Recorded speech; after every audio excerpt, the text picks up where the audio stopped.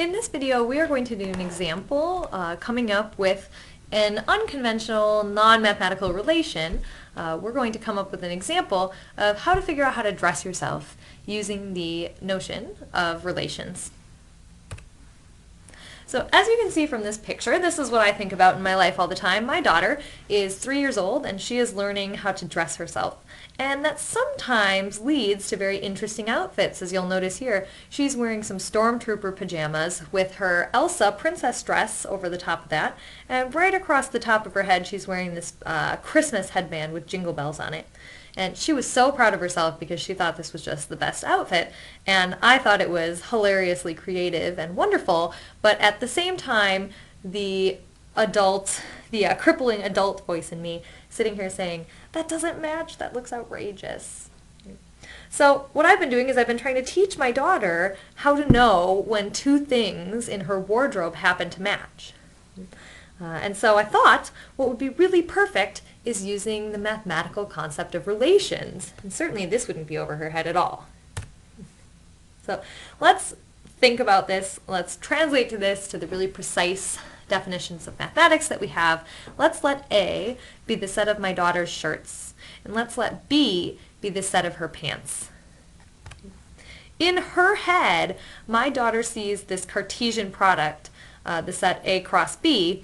Those are the things that she sees as the set of all possible outfits. Every top that she has, any arbitrary top that she could pick out, would go with any arbitrary pair of pants that she could possibly have, and she has no care for what matching is. Anything that is possible to put together goes together as an outfit for her. But what I'd like to do is I'd like to teach her that that's not actually the set of things that she could leave the house wearing. She needs to have a smaller set. This symbol means subset. We haven't quite covered that yet, but we'll get back to it.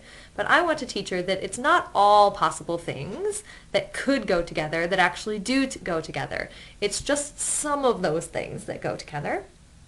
And I want to try to find an example relation that describes the set of outfits, the set of things that match, that go together. Now, let's say for simplicity that my daughter has only 4 t-shirts. She has more than this, but we've got to do a lot of work here, and we need some pictures, so that's about as many as I could fit on the screen.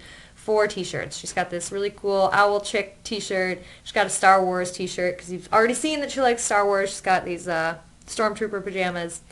Like every 3-year-old girl in the history of the planet right now, she's really into Frozen, so she's into Anna and Elsa over here. And then, I don't know, somebody as a gift bought her some leopard print, which we're not really into, but she's got it. So these are the 4 shirts that she has. And for simplicity's sake, let's also say that she has 3 sets of pants. She's got these little pink leggings, she's got these jeans in the middle, and she's got some leopard print pants. As a total aside that I just can't help mentioning since we're talking about my kid's wardrobe, but it has nothing to do with math in the slightest, I tried to buy my daughter a pair of regular jeans the other day that weren't like stretchy pants, and she had an absolute meltdown and refused to wear them and said that they weren't pants. So have shown regular jeans here, but in reality these would have to be made out of some sort of stretchy fabricy material for her to wear them. Now what I think would actually be the easiest way for my daughter to understand the outfits that she could possibly put together is by lining them up and connecting possible outfits with arrows or with lines. Now when you're working with sets A and B, where A and B are different sets, I think this would just be a sort of a picture or pictorial representation.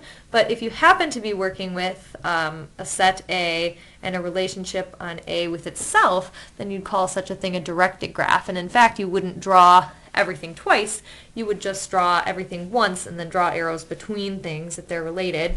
Here, if they're totally different sets like they are in our example, then we need one set of pictures for the set A and one set of pictures for the set B, so we'll just call this sort of a pictorial or visual representation of our relation. And so what I've drawn here is the arrows that I think constitute outfits. So sure, she can wear the pink owl shirt with the pink pants. The pink and the pink seem to match up pretty well. And she could wear the pink shirt with the jeans. In fact, she could wear any of the shirts with the jeans. Jeans go with everything. But we'll be a little bit strict on her here. We'll say that those pink pants don't really go with the purple and the gray of the Star Wars shirt, and they don't really go with the Frozen shirt either, which is predominantly blue. But, there's this pink little bow on the leopard print shirt, and so we kind of have picking up that secondary color, and we would say that maybe that leopard print shirt goes with the pink pants. Like I said before, everything could be worn with the jeans. The jeans go with everything. That's fine. And last but not least, these leopard print pants, pretty much the only thing they go with is the leopard print shirt. Otherwise, it would look kind of ridiculous to put a Star Wars shirt or a Frozen shirt or even a really cool hippie owl chick on with the leopard print pants. And so we've done this. We've drawn the t-shirts on the left and the pants on the right, and we've drawn our arrows in, and this is one way that I could show her what goes with what, pictures and arrows.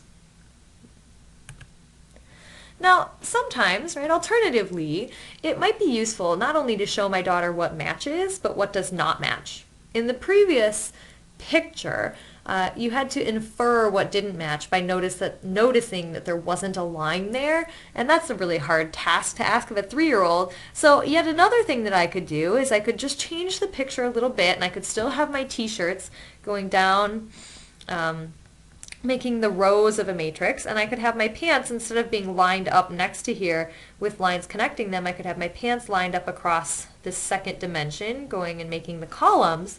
And what I could do is, for my daughter, maybe I'd put a yes or a no in there, but for us, we'll say that 1 is going to represent yes, these two things go together, and a 0 is going to represent no, these two things do not go together. They do not match. They are not part of our relation.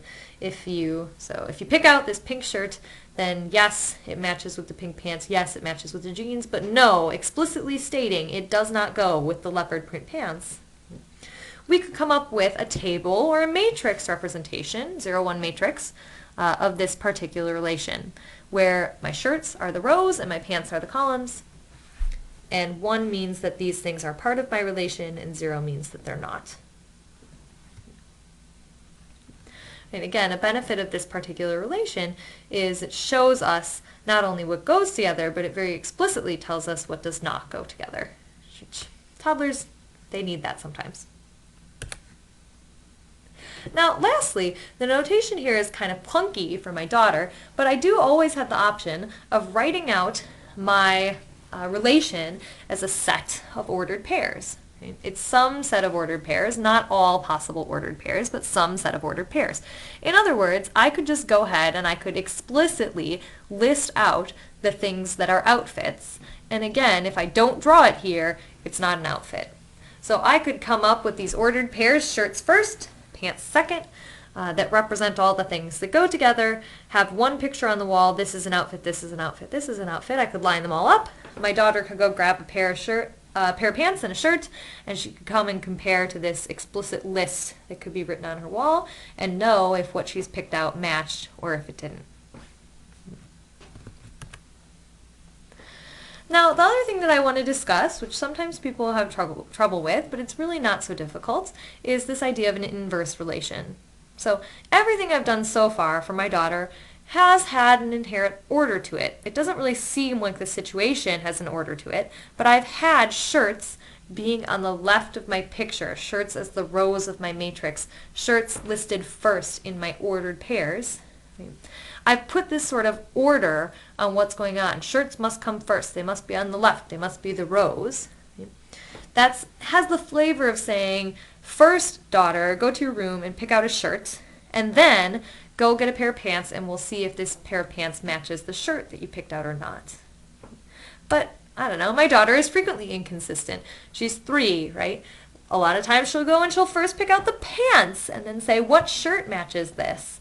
And technically, mathematically, because mathematics is precise, this is a different thing, right? She picked out the pants first. The pants are on the left. The pants are the rows. The pants are first.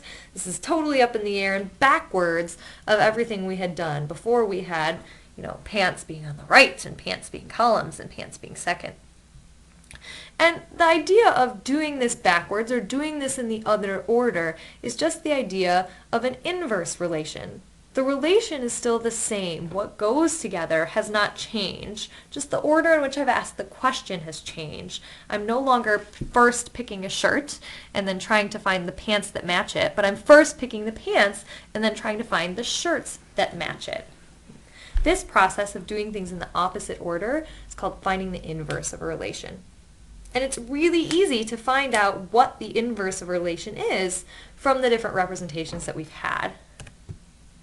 So for example, let's recall what our original relation looked like as a list. So here I have pictures.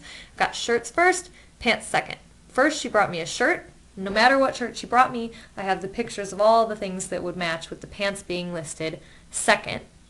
But now what I want to do is pick the pants first in my ordered pair and then still represent the exact same thing, the exact same relation, but with all the pants coming first. So what I should do in order to have the list version of the inverse relation, switch everything around. Put the pants first in the ordered pair and then put the shirts. So all I've done going back and forth is just switch the order. Everything is just switched around. Pants come first, shirts come second now. Everything else stays the same. And voila, I have the inverse relation as a list here. And it's that simple.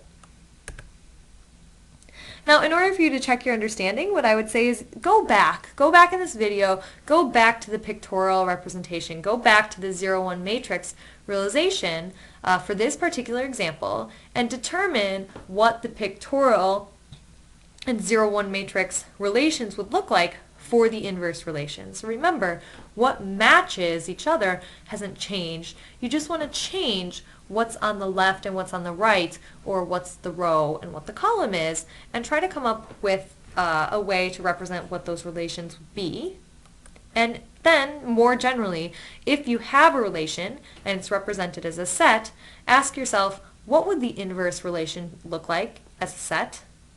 If a relation is written down as a 0-1 matrix, what would the inverse relation look like as a 0-1 matrix? How do I find it from the original 0-1 matrix? And similarly, if you have either a digraph or a picture, how would you take a look at that picture and come up with the picture or the digraph of the inverse relation?